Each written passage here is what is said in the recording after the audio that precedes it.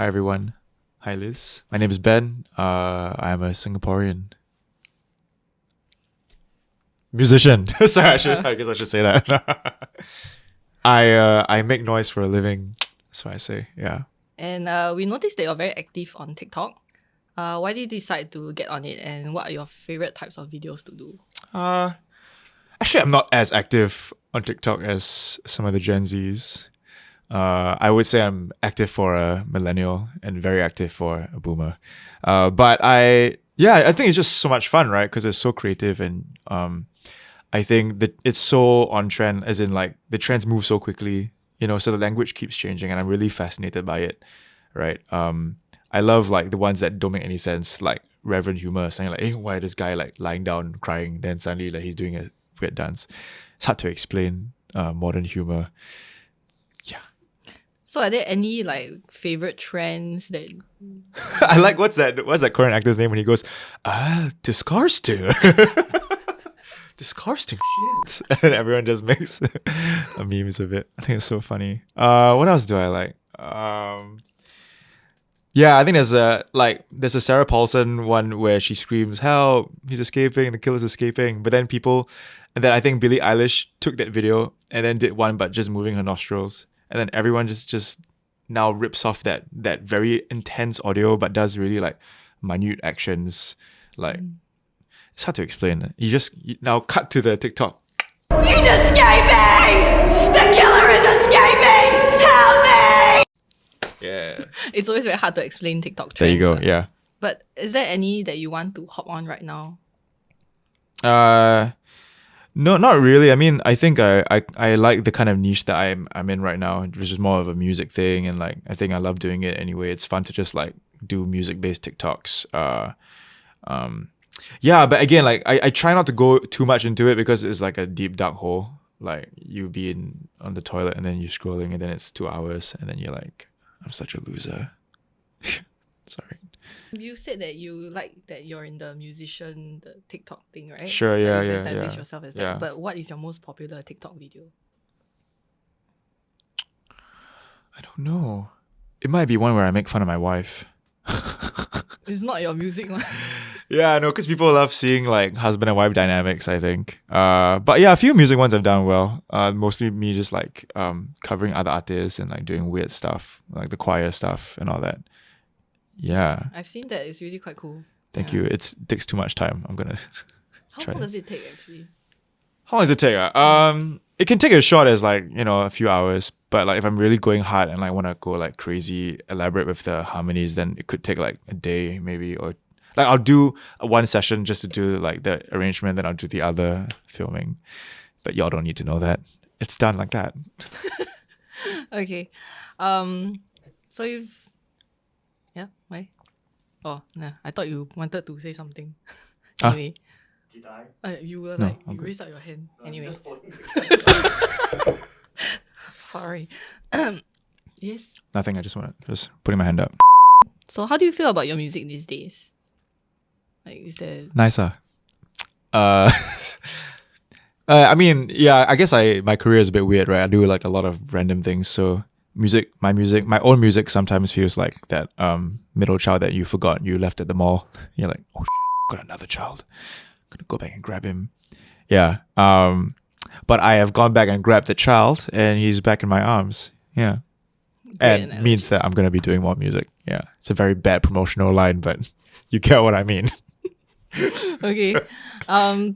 Then, like you said, you've dabbled in a lot of things over the course of your career, and you've collaborated with so many personalities. So what's next? Like, Man, President Halimah, man, let's get it. I'm just kidding. We do a new series. No, I mean, what am I doing next? Yeah, I would like to go more into like more long form stuff like musicals or longer series stuff that doesn't just span one episode. I think the joy in all this is that you get to really create your own IP and your own stuff, and the full creativity is in your hands. The bad part is it's like super expensive, so like we take a long time to fund it and all that kind of stuff. But it's way more fun than just doing like your, just really quick Instagram stuff or whatever. There's more thought. It's a longer tenure. it's fun. So yeah, I would love to work on more long form stuff and trying to put a team together to get that done. Yeah. So long form stuff, like okay, musicals and Yeah, it could be like more like musical based stuff or short series type things. Yeah. okay. What about podcasts? This looks very complicated, man, and I don't know if I can talk that long. Okay, social anxiety. But yeah, I also feel like the podcast game is quite saturated, and there are lots of locals doing a really good job at it. Yeah. Why do you think arts and entertainment are still so important amidst the pandemic? Do you feel like it's important? Like arts and entertainment? Yeah. I guess I feel like it is important, but I also did go into a weird existential hole where I questioned why, what I was doing and whether it was value adding to society. It definitely wasn't a frontline, kind of occupation. What kind of value was I adding besides like making people laugh? I guess that's important too, sort of the furtherance of culture and, therapy or, distraction, and making you feel like you're part of humanity. But then you realize that when the pandemic hit, people gravitated. I mean, everyone's consumption patterns became shorter. Like we just started scrolling more and, we're more focused on more bite-sized stuff. But then people just like drama, man. And like you realize that entertainment became the latest scandal or the latest thing. And as fun as that is to get into it, it also is very like life-sucking. Like you come away feeling a bit like shit, right? Like, man, like you don't feel so good. And so I think I would like to put more like feel good stuff into the atmosphere, into the scene, and because I think there's enough drama and scandal and all that stuff going around. So I think it's important. I think we need like a good balance of everything to get the ecosystem stable. Yeah. But has the pandemic changed your priorities? It's definitely changed everyone's priorities, right? Like I mean, like the way like this office is barren right now, save for the two of you guys. But I think. Yeah, it was a strange year as well. I had a lot of personal things happen around me. A lot of people passed away around in and around my life. I lost my dog too. Yeah, and I think these little sort of very like grief-filled milestones like help you zoom out in life, and realize that there's so much that we are worried about that doesn't hold real estate in our lives. You know what I mean? Like there's so much that we focus on in terms of work or our perceived value or what we're doing or this person don't like me. But like at the end of the day, this pandemic has really helped me zoom out and realize what's really important, in terms of what kind of family I want to have in the future, like what kind of legacy I want to have, and whether or not I just want to, what kind of, vibes I want to put out, to be very reductive. But like, I think, yeah, it's helped me in that way. Yeah.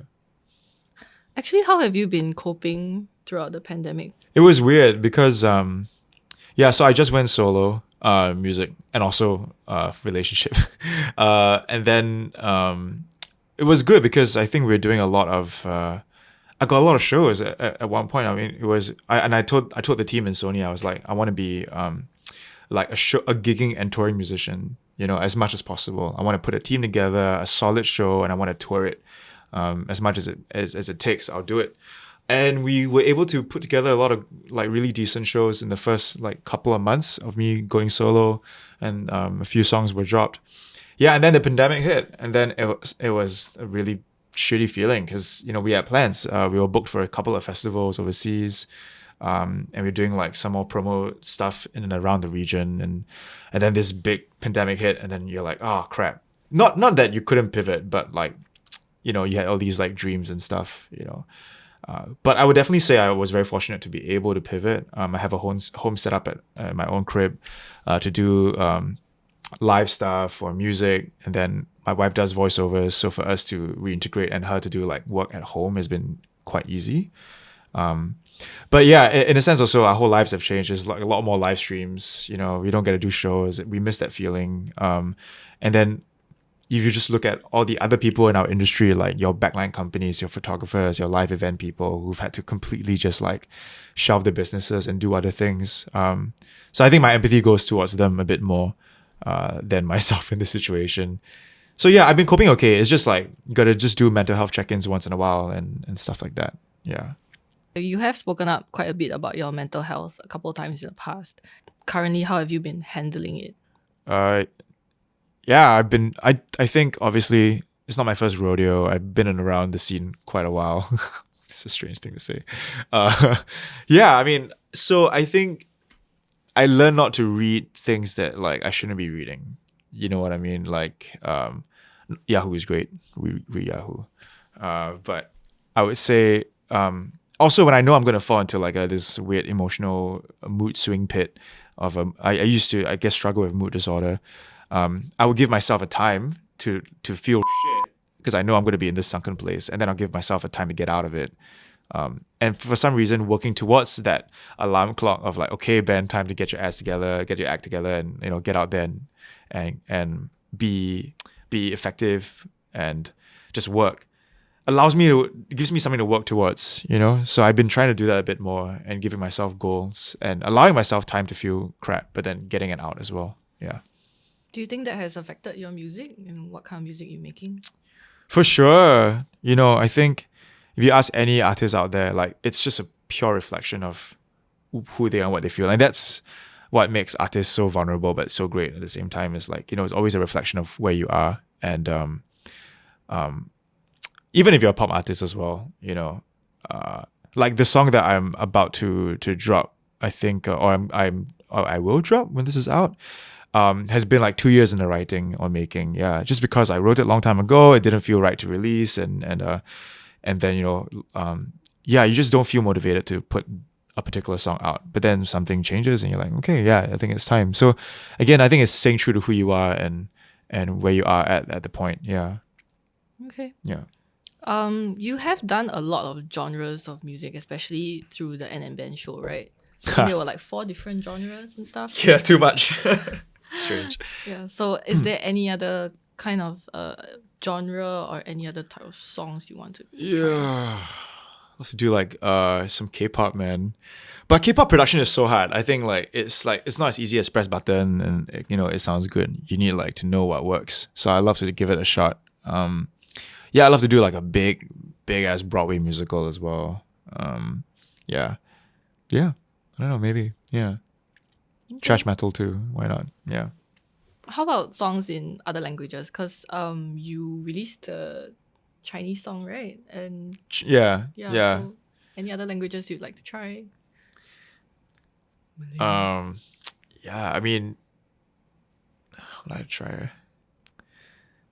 I would like to be respectful to those languages. So I mean, I think my thing is like I don't want to really do something if I haven't really mastered it fully. So even doing Chinese, sometimes I feel like got imposter syndrome. It's like, I mean, like I want to make sure that I know what I'm singing and I'm singing it correctly. Don't be like a kantang who goes in and messes it up. So, yeah, I think I still want to like get more comfortable even with Mandarin first, and then we'll love to try some Bahasa stuff as well. Tagalog as well. Yeah, sure. Okay, cool. Or Korean, since we are Korean. Hey. Okay, actually that was my last question. So maybe you could let the audience know like what's coming up for you. Yeah. Sure. Just thank them too. Thanks for watching. I've got a single out. It's called Baby Mama. I do not have a baby or a baby mama, but if I did, that's the song. And yeah, I'm going on a holiday, and I suggest you take some time for yourself and do the same.